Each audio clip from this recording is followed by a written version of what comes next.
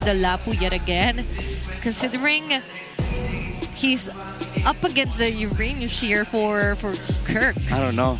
I mean, even if I try justifying it, I still don't see. I mean, there's a lot of like sustain on the Pobius, I guess. There's also, always a rainbow. I'm trying to find a rainbow. yeah, after I can't find it. We have to wait and see till the game starts. But let's look at how will TNC Pro Team work their way up as Onic Philippine locks in the Ruby here for Kelra. As you mentioned, you're liking the Ruby last pick here. Yeah. It seems like a great team fight comp, honestly, for Onic Philippines. But let's see if it will reflect on the way that they play this game as we move on forward onto the Land of Dawn, onto this do or die match, game number 2 between TNC and Onic. Casters, it's your time.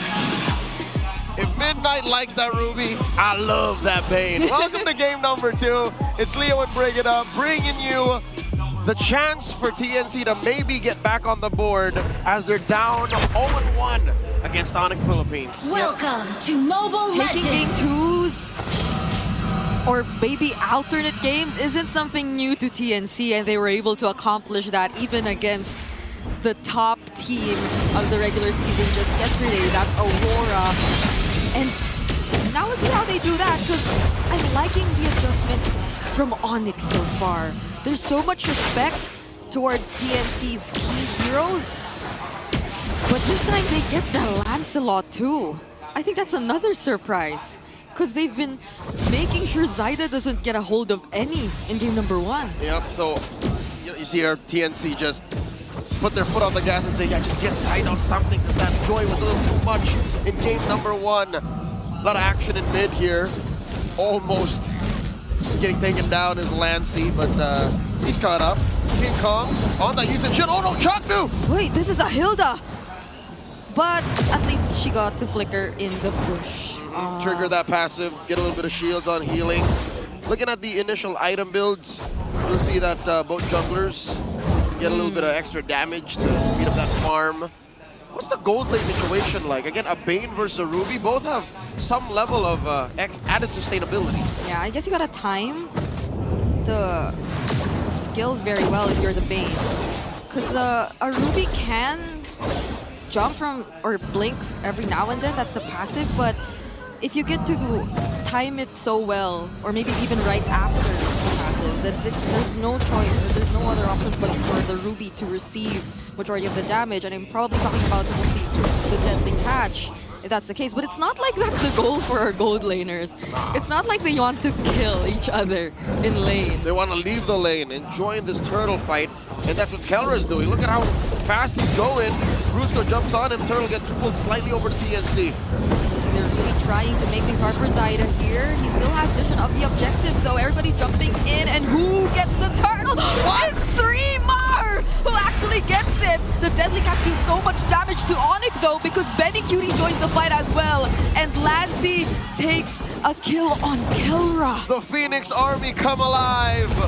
Suddenly, the red side of the Cuneta Astrodome makes some noise as TNT score that first turtle, get 2 free kills as well. I don't blame Onic, because looking at their lineup now, they can't do much in the early game. What were they expecting? What was the best case scenario here? A Raging Sandstorm into a Time of Fend and into really, they don't have damage output yet. Yeah, but it was clear that they wanted the objective. Benny has the flicker to survive, though. And Benny did so much in that previous fight. I guess that's true. Onic, they just tried to see what they can. But Chapo right here could be punished. Mountain Shocker will be used, but that's about it. Yep, the best thing that Onic can do is, I don't want to think that I'm being a pessimist by saying this, but accept the fact that the early game ain't yours. Maybe even a part of the mid game. And then use that Uranus as the tool that it's meant to be, a blunt force object. Yeah. You just buy time away from 3mar and own that half of the map so that you can get farm on King Kong. Like that's the only solution I can see now. I guess even despite that, though, it's clear that they're trying to keep themselves in the game. Maybe through, let's say, Brusco and how he keeps trying to invade. Or maybe disrupt Zyda. Pay attention to how his farming patterns are, because I guess the Khalid's just that capable of doing that.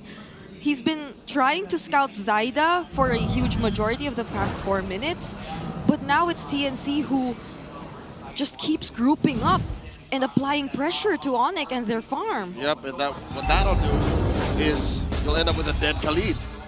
You don't want that. You can't afford that. You can't give more gold over to TNC. They're up 1,000 gold now, and they're owning this turtle pit. Mount Shaka by King Kong. 3 more jumps on Kelra.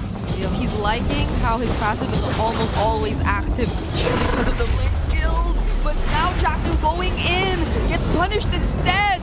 There's the Infernal Pursuits from Trimar though, but he gets dragged all the way in between their 2 turrets. Kurt fighting back. It's a double kill for him already. Lancey though using his ultimate. Will he get to buy the trade? What?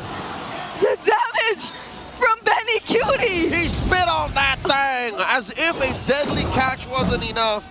He hit that ale on a Kirk too. Again, Kirk had it coming, all right? He's but a baby Uranus. He's just a little small floating boy, and he can only build so much. I want to see the items because I want to see what he's prioritizing first, right? Is he going physical defense or magic defense first?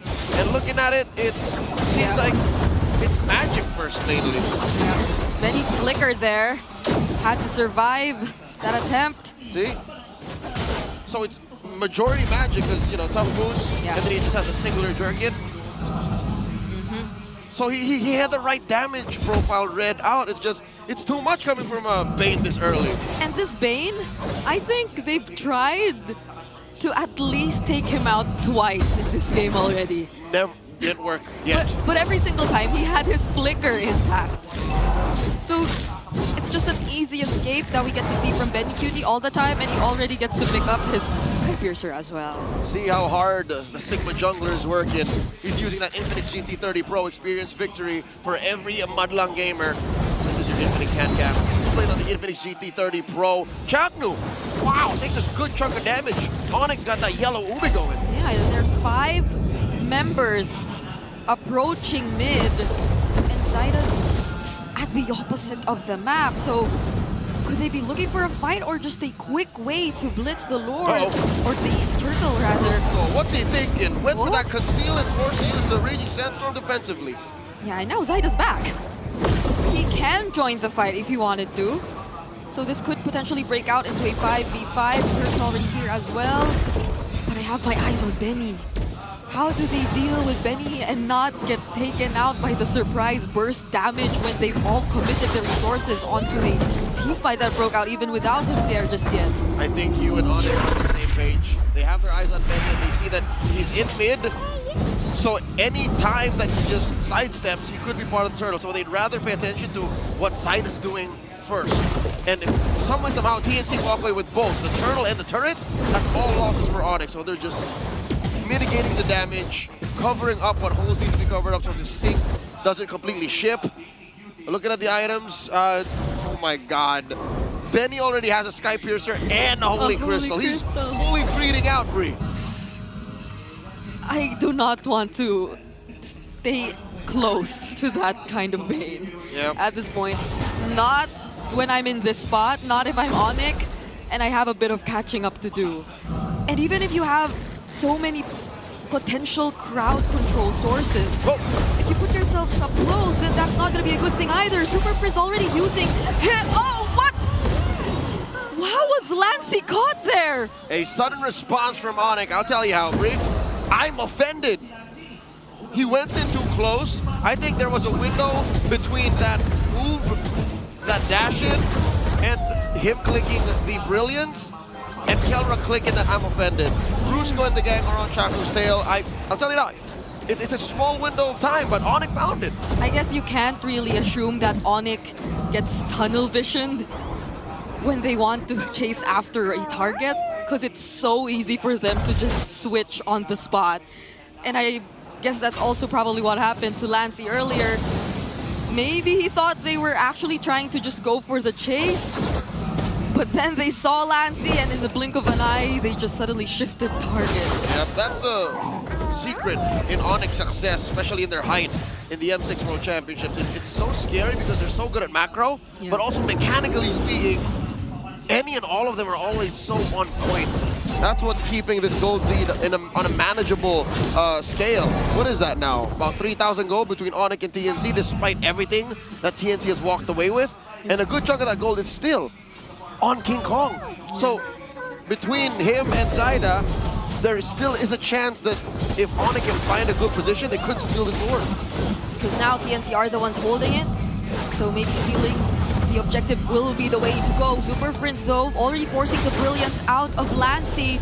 But Kelra, look at the amount of crowd control they're able to use onto 3mar. That's going to be a kill over to Onic. Deadly catch and the retribution from TNC to take that objective. TNC just had too much distance. A lot of space they're working with.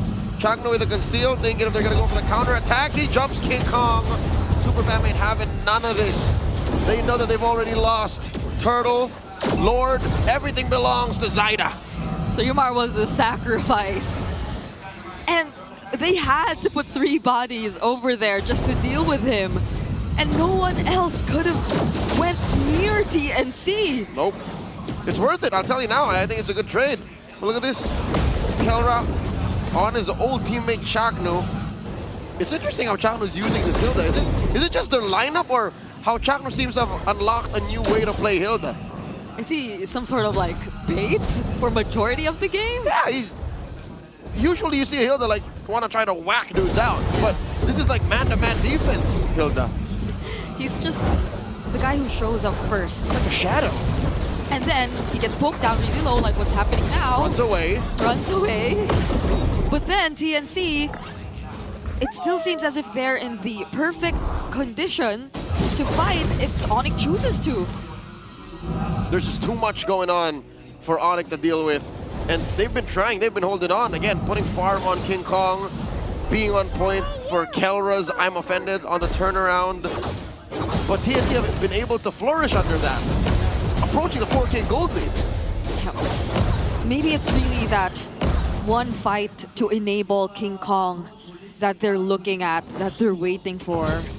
A team fight where Benny isn't as free and where Lancy feels a bit awkward to go in. Clearly you should feel awkward. There's a Khalid, there's a Ruby, there's a Terrify threat from Super Prince. But no purple buffs yet again. Oh, King Kong gets denied his purple. Grant the purple right in your face. What you gonna do about it, King? At least Zyda had to use the retribution. Well, sadly King Kong did too as a response, but looking at the items, he's behind 1,000 gold. You know what? In perspective, that's not so bad. Yeah. King Kong has damage. It's nice and it's really great how they're able to somehow keep up. But it seems like they have to work together just to provide for King Kong. And maybe that's what Onic's doing right now. Like maybe sacrificing a couple of structures because all they really have to pay attention to is King Kong and him not getting left behind too much. Because if you look at their lineup, they really have to invest a lot, and if not everything, on King Kong. But Super Prince down low, Phantom Execution, but at least he has the brilliance from the IMU to get away. All right, the answer from Onic. It's a 4v5, and all this while, hey, ever seen a split pushing Uranus? That's what Kirk did. And TNT, they respond by going at the Lord. They know that they can't take this because Kirk has already rotated. Yeah. He can catch up anytime and come from behind, but I'm pretty sure TNC already know that. They have vision. Lancy already sees Kirk. Chaknu, though, already half HP. What's the plan for TNC here? The plan is to just keep disrupting and zoning as Zyda takes the objective. But it's not just zoning that they do. They take out King Kong and Brusco too. I can imagine the communications. Let him hit the Traceless. Let him in. And TNC punished now. 3mar chasing down Kirk. Kirk's trying to run away. It's a Uranus. He can. What? Off camera, Fringe gets popped. By Zyda and Benny. Zyda is a monster. No, rather. They got a Lord coming through bot. Mid lane's gonna go down. There's very little things that can stop a Bane from taking your structures. They're at 7K up now.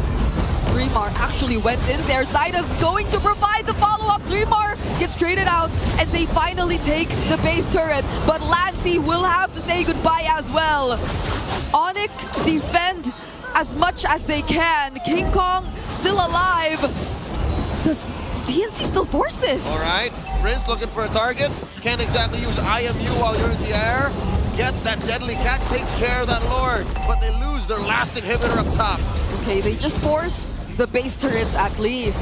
Magic Sentry revealing Chaknu, but there's the conceal play still. Onic might want to look for something, and it's Benny Cutie that they're trying to go after.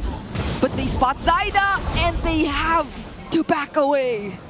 Here's the real dilemma. How do you stop Zyda purely? Like, how do you take him down? Because Prince doesn't have exactly the best crowd control. Brusco has just one big one. Kelra, it's temporary. You know, you displace him, but Yeah. Phantom Execution, Thorn Rose, Puncture Puncher, I'm good.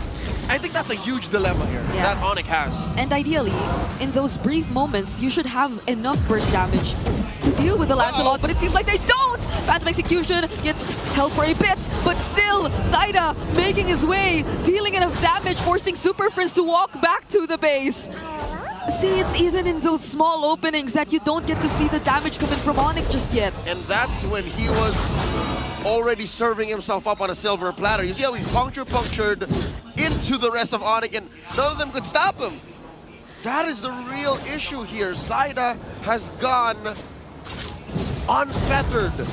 He is running through Onic's side of the jungle and through their lineup with impunity. 7-6, a bare base. Onic haven't even broken through the tier 2s. I mean, I'd like to see them come back to that tier 2 up top. I'd like to see somehow maybe Kirk set it up, because that seemed to work. And he's had a looking at the stats, Brigida, he's had the best game out of all the Super Fam right now at 3-2-1. Yeah, that's true.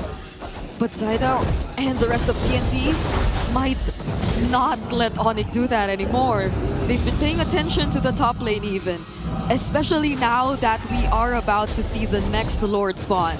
So they're keeping or they're managing everything before this objective, which feels like it heavily favors them either way. Yep, again, that's what you get when the map is on your side, when you got a huge 6K gold lead, and when the opponent's utility, I'm talking about Onyx, just isn't enough. Like, there's so many things to set up for you to even clap back. This ain't even a dance. This is literally a sting operation. It's an entrapment by TNC. They're gonna do the same thing. They might even let King Kong trace this in just for them to kill him.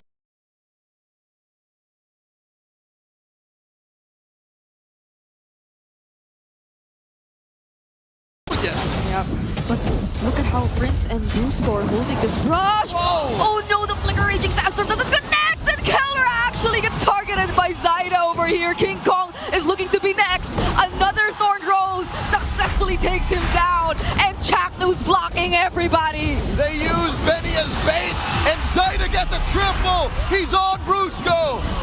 A failed attempt now turned to this.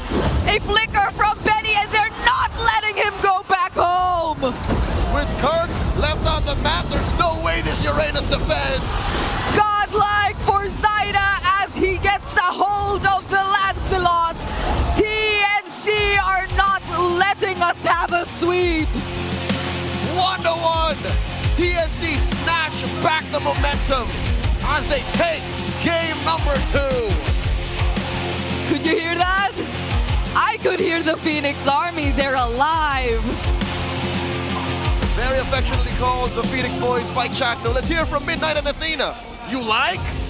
Oh, yes, we like that. And now we finally hear